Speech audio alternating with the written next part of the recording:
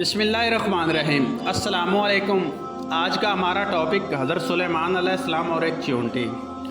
حضرت سلیمان علیہ السلام اللہ کے برگزیدہ پیغمبر تھے، جن کی حکومت نہ صرف انسانوں پر تھی بلکہ آپ نے جانوروں، پرندوں، جنات، پانی اور ہوا پر بھی حکومت کی۔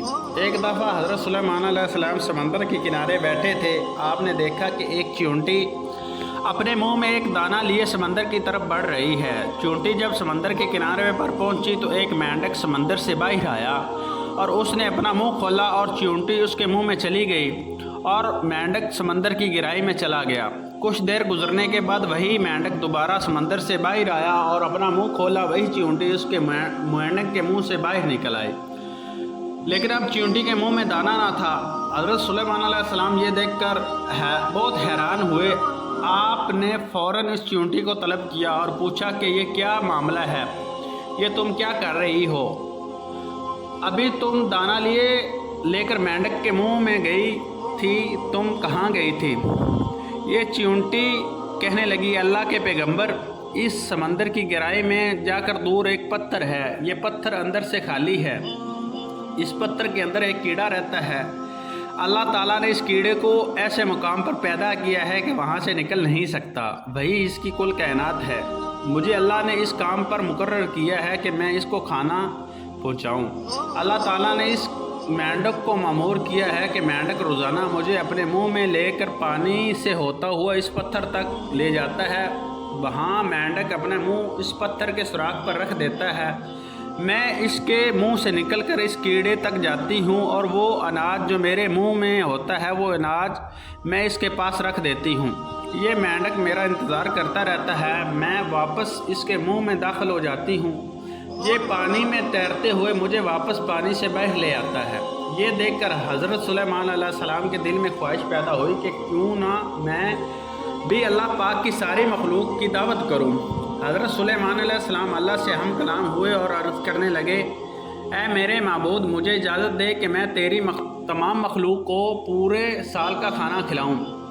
اللہ تعالیٰ نے وحی بھیجی ہے، سلیمان تم اس کی قدرت نہیں رکھتے۔ حضرت سلیمان علیہ السلام نے پھر عرض کی کہ ایک ہفتے کی دعوت مل جائے۔ اللہ تعالیٰ نے پھر وحی بھیجی کہ سلیمان تم اس کی قدرت نہیں رکھتے۔ حضرت سلیمان علیہ السلام نے تیسری مرتبہ پھر فرمایا، اے میرے پروردگار، مجھے صرف ایک دن کی ہی اجازت دے، میں آپ کی تمام مخلوقات کو کھانا کھلا سکوں۔ اللہ تعالیٰ نے تیسری مرتبہ پھر فرمایا، اے سلیمان تو اس کی قدرت نہیں رکھتے۔ بہرحال اللہ تعالیٰ نے حضرت سلیمان علیہ السلام کو ایک دن کی اجازت دے دی، وہ دنیا کی تمام مخلوقات کو کھانا کھلائیں۔ آپ علیہ السلام کو اجازت مل گئی تو آپ علیہ السلام نے تمام جنات انسانوں کو حکم دیا کہ وہ تمام ان چیزوں کو جو زمین پر حلال ہیں، یعنی گائے، بیل، بکریاں، دمبے وغیرہ وغیرہ، ان کی تمام چیزوں کو جو جنس ہے حیوان میں سے ہیں، یعنی پرندے وغیرہ، ان سب کو جمع کر لیں۔ جنات اور انسانوں نے مل کر ان تمام چیزوں کو حضرت سلیمان علیہ السلام کے سامنے پیش کر دیا۔ بڑی بڑی دیگیں تیار کی گئی، پھر ان جانوروں کو ذبح کیا گیا اور ان کو پکایا گیا۔ اس کے بعد دسترخوان پر کھانا لگایا دیا گیا۔ دسترخوان ان میں ایسا کہ اگر ایک طرف سے ایک گھوڑا سوار گھوڑا دوڑتے ہوئے دوسرے کونے تک جانے میں اس کو 2 ماہ لگ جائیں، اتنی ہی اس دسترخوان کی چوڑائی تھی۔ جب تمام چیزیں تیار ہو چکی تو اللہ تعالیٰ نے حضرت سلیمان علیہ السلام کے پاس وحی بھیجی اور فرمایا، اے سلیمان تم مخلوقات میں کس سے دعوت شروع کرے گا؟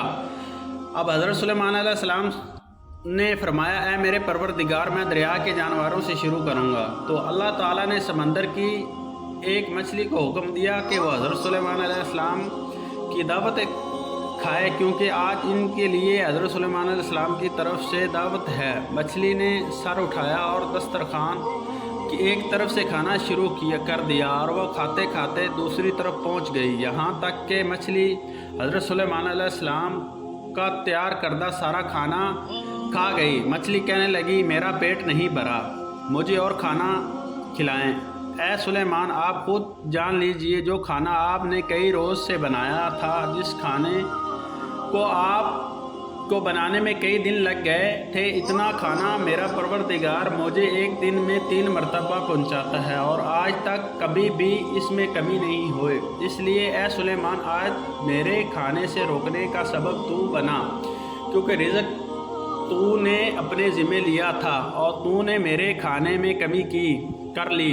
इस वक्त हज़रत सुलेमान अलैहिस्सलाम अल्लाह की ताला के सामने सजदे में गिर पड़े और कहने लगे, पाक है वो ज़ात जो कफ़ालत करने वाली है मखलूक को रोज़ी के साथ, मखलूक जानती भी नहीं कि कहाँ से आता है। दोस्तों, बेशक हमारा रिज़्क खालिक़े कायनात अल्लाह ताला की ही पाक ज़ात है और उसके ख़जाने में कोई कमी नहीं। वो अलग बात है कि हमें मांगना नहीं आता। कभी भी अपने माल और दौलत और अपनी कुर्सी पर गरूर मत करिए और सब कुछ होते हुए भी अल्लाह ताला से हर वक्त मांगते रहना चाहिए।